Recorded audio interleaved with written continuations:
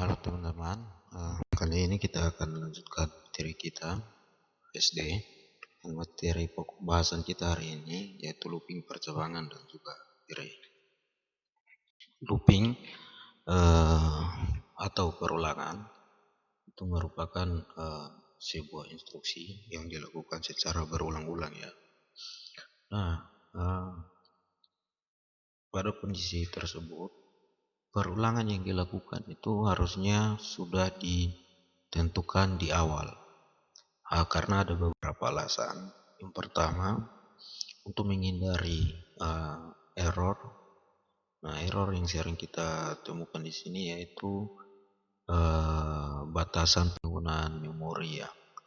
Nanti berpengaruh kepada komputer atau device yang kita gunakan. Maka dengan demikian looping ini perlu untuk ada pembatasan. Ya, nah pembatasan ini biasa akan ditentukan di awal proses looping tersebut. Kegunaan dari looping yang pertama itu untuk meringkas, terus dengan cara kita mengotomatisasi semua perintah yang dikerjakan. Nah, hal ini dapat mempermudah developer atau orang yang membuat sebuah program, memudahkan dalam hal meringkas semua aktivitas, semua kegiatan, semua kejadian yang terjadi dalam lingkup tertentu. Ya, contoh kasus, saya kalau mau mencetak data mahasiswa, ya, saya tidak akan menuliskan baris program yang menunjukkan bahwa itu merupakan jumlah dari data mahasiswa yang ditentukan.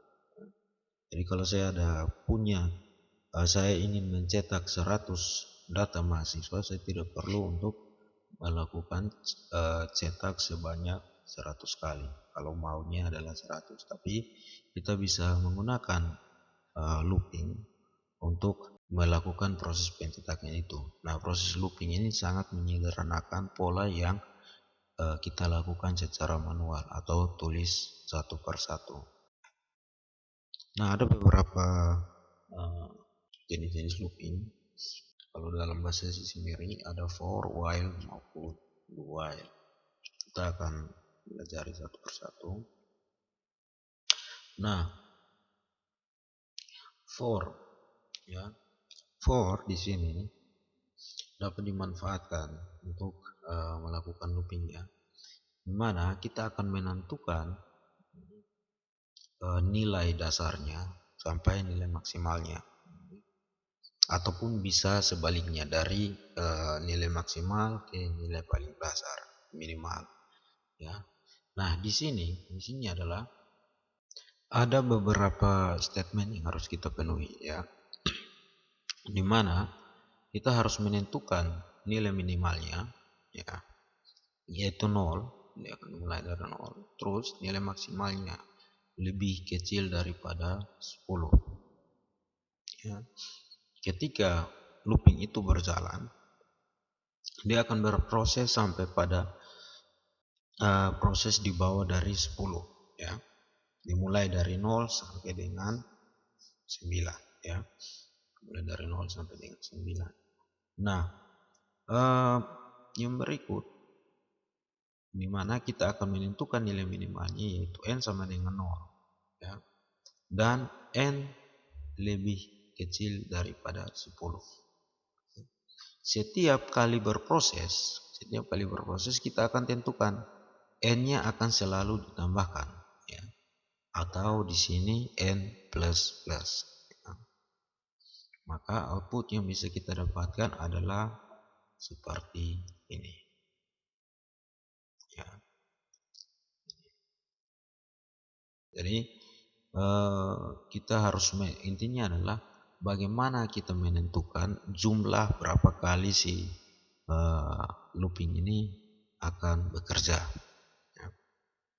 Nah, kalau dalam kondisi for perlu dicatat juga, harus diingat juga, setiap step, setiap proses looping itu pasti akan dilakukan penambahan, ya.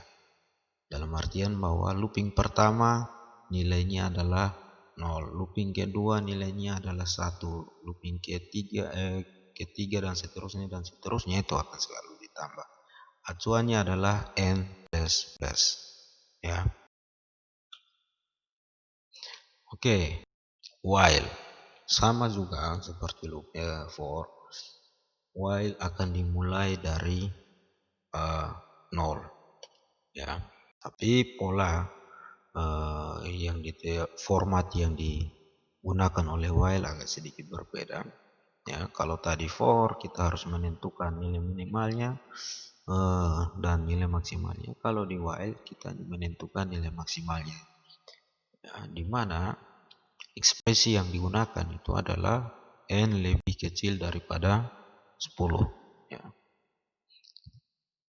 Nah, di situ kita dari situ maka dia akan menentukan masing-masing perulangan akan dieksekusi dan kemudian akan ditambahkan dengan nilai 1.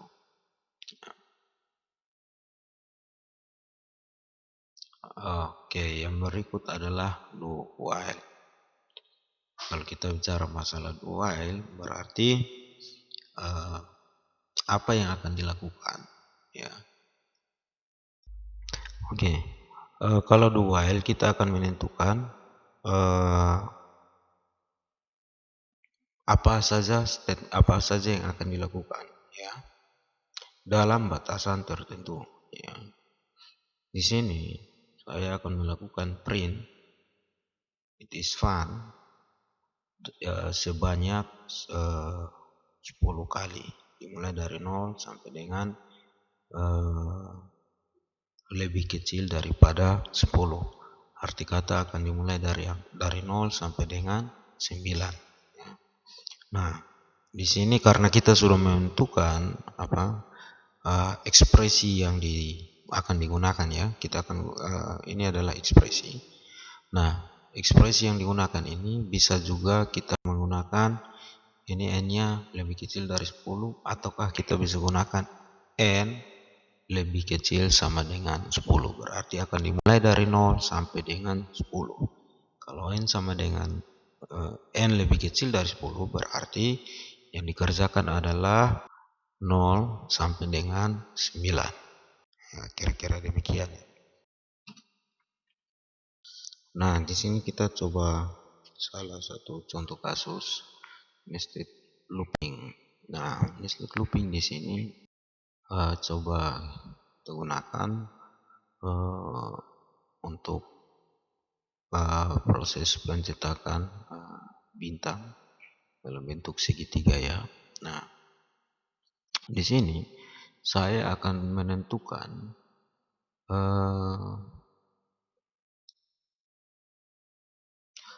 jumlah. Saya akan menentukan jumlah looping yang akan digunakan, ya.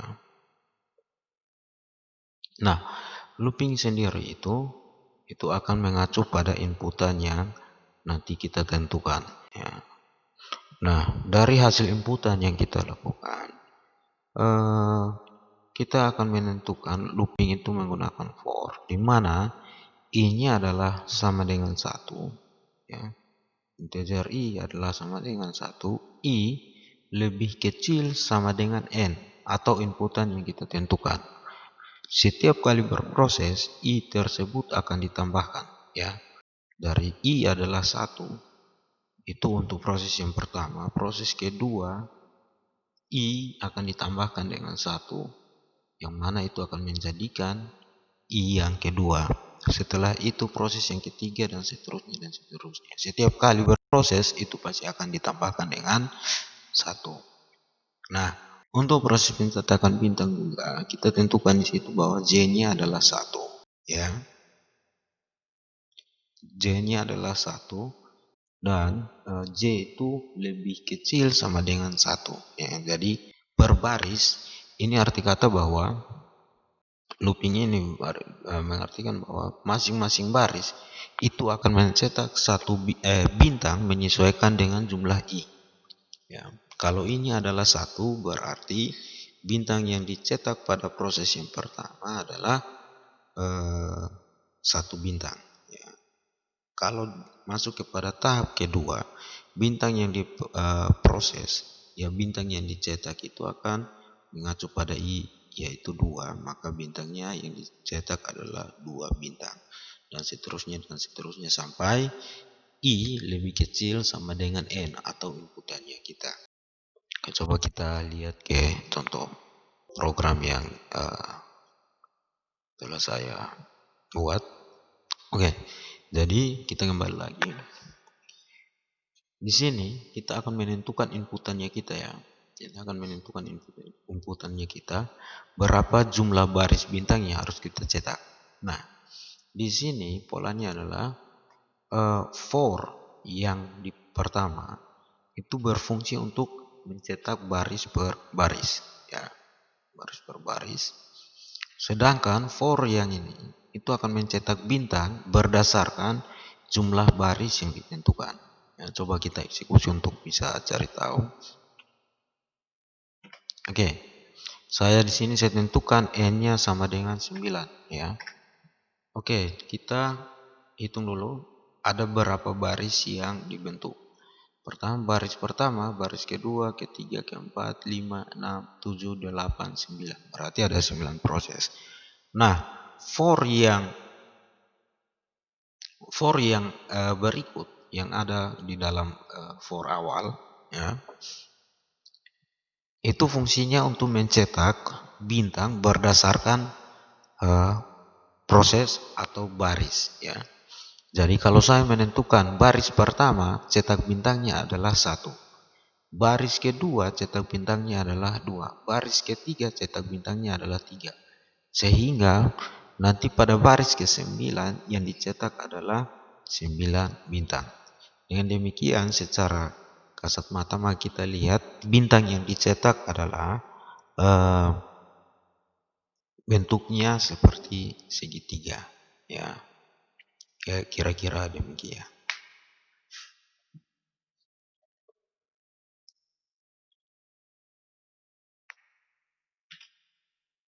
Oke, percabangan.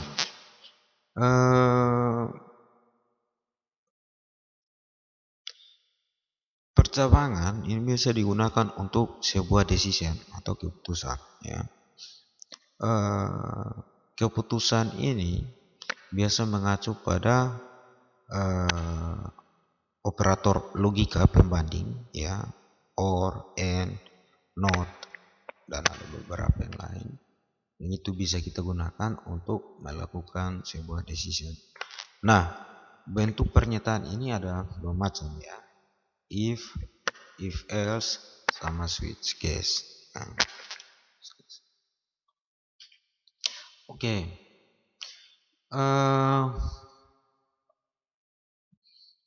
Percabangan kalau kita gunakan if, maka yang ditentukan adalah di awal kita tentukan adalah kondisinya ya.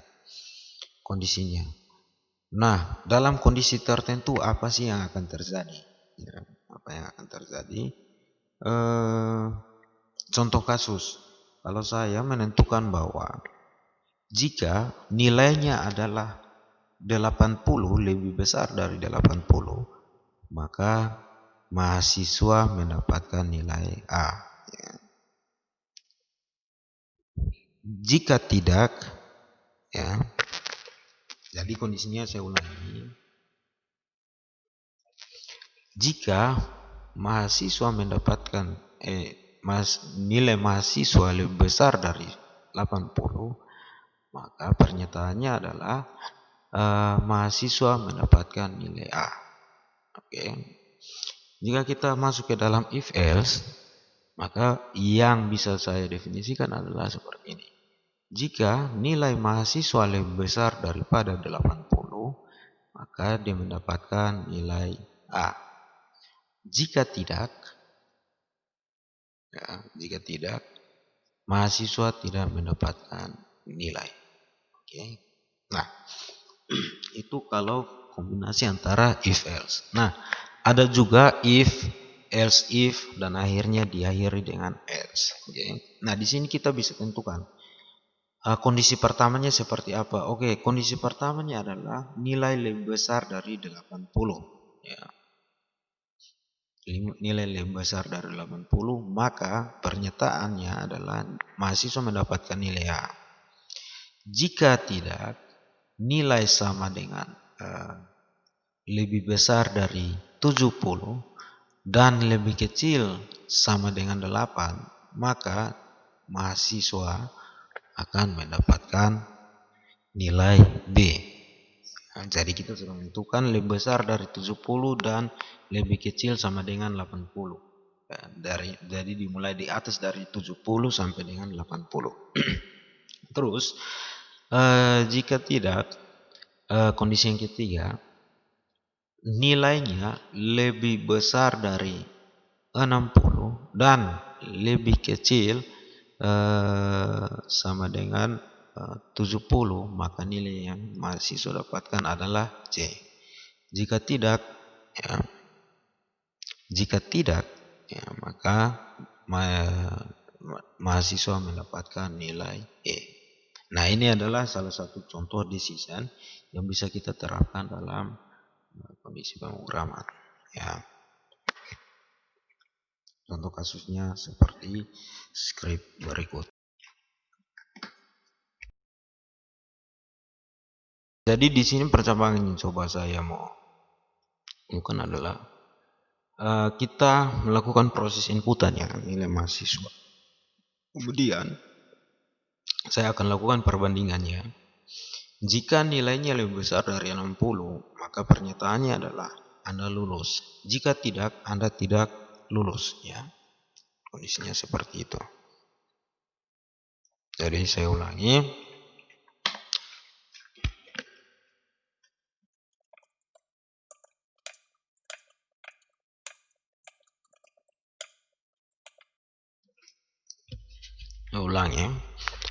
Kita akan melakukan proses inputan ya, nilai dari seorang mahasiswa. Ya. Nah, saya akan masukkan nilai random ya, antara 10 sampai dengan 100. Kemudian saya akan menentukan ya, saya akan tentukan di sini ada sebuah decision di mana decision tersebut berisikan nilai lebih besar daripada 60 ya. Kalau lebih besar dari 60 berarti dinyatakan lulus. Jika tidak berarti dinyatakan tidak lulus ya. Maka eksekusi yang akan kita temukan adalah seperti demikian. Di sini kita coba inputkan nilainya adalah 70. Maka pernyataan yang diterima adalah Anda lulus. Nah, kira-kira demikian. Ataukah kita juga bisa kombinasikan seperti penggunaan else if.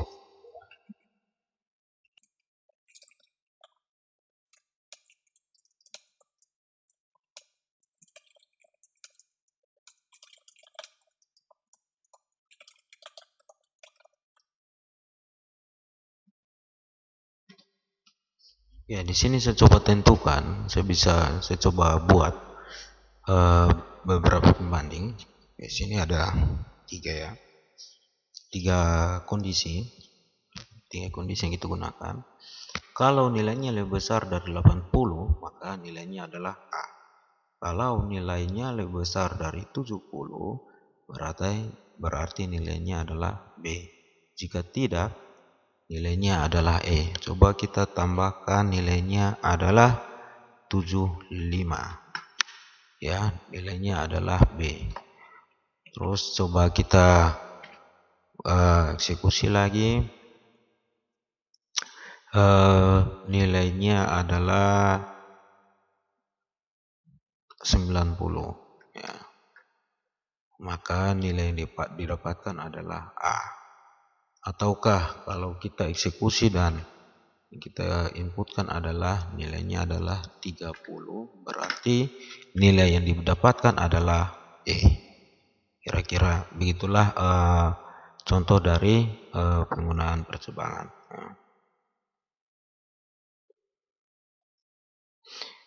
Oke, kita lanjut lagi kepada switch. Ya. Nah, switch ini akan mengacu pada ungkapannya. Ungkapan yang mana itu akan dijadikan sebagai sebuah case atau kasus. Ya. Sama juga dengan percebangan if. Ya. Nah, contoh di sini percebangan menggunakan switch case. Ya. Yang mana saya akan menentukan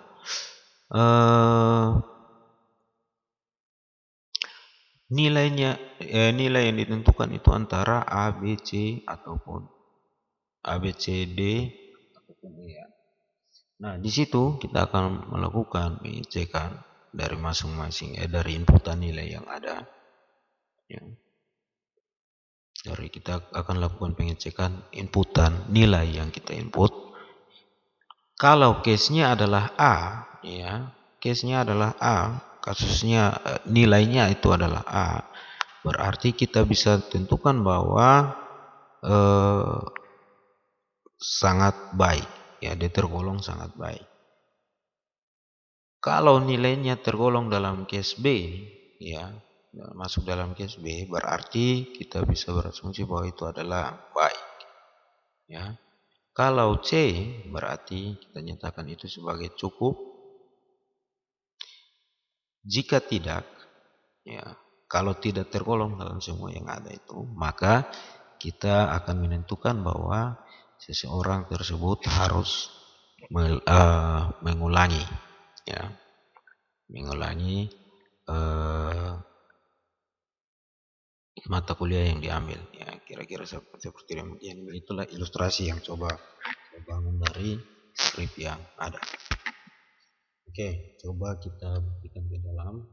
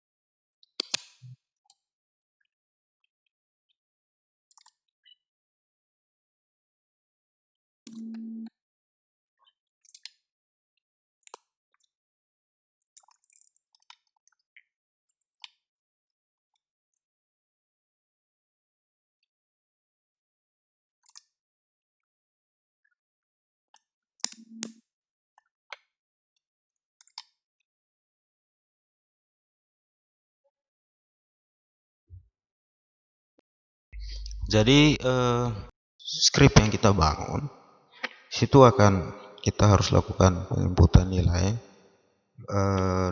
antara A, B, C dan E. A, B, C, D dan E ataupun E. Yang mana kita sudah tentukan bahwa A itu pasti sangat baik, ya. A sangat baik, B baik, C cukup. Selain daripada itu, defaultnya adalah sebaiknya Anda mengulang atau Anda sebaiknya mengulang. Ya, maka coba kasus yang kita nilai yang kita coba inputkan di sini adalah A. Ya,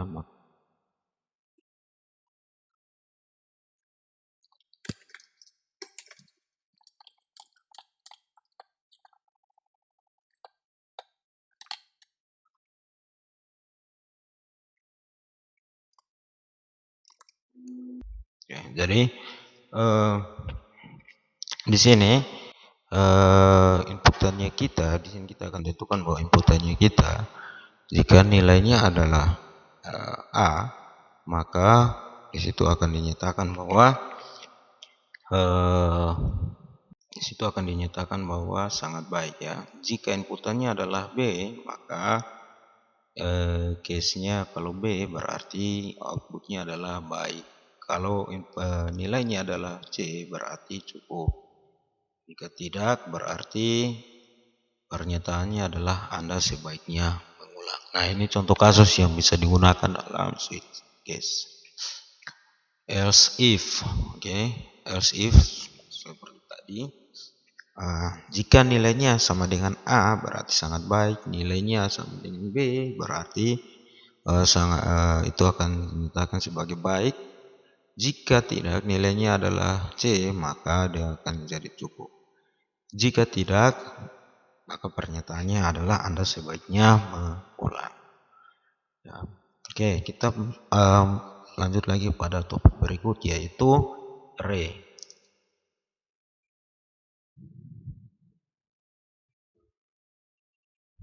Nah,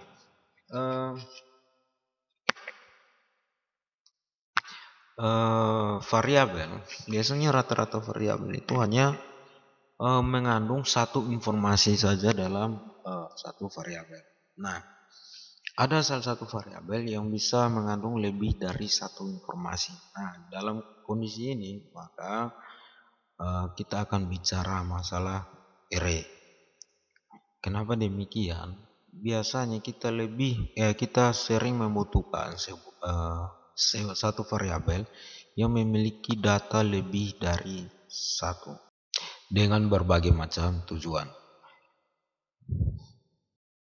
Nah, contoh kasus di sini kita punya dalam satu ruangan, ya,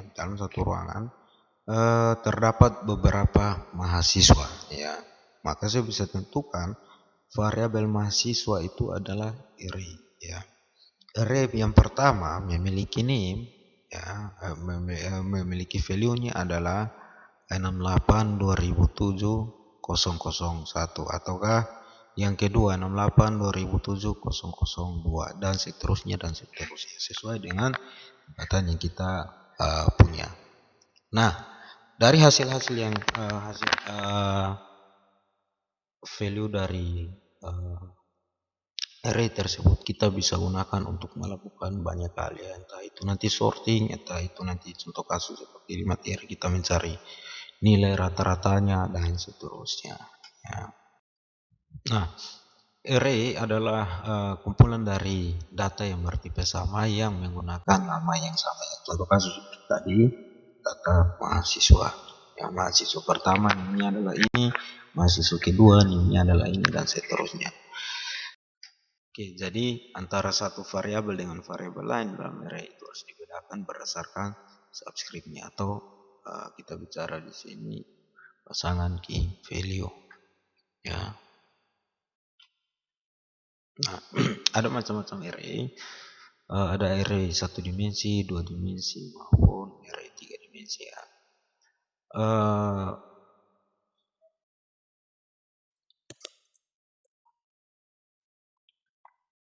Oke.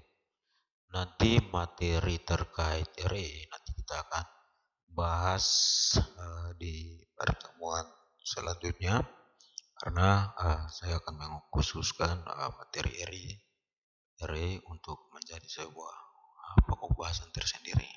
Oke, demikian materi kita untuk kali ini.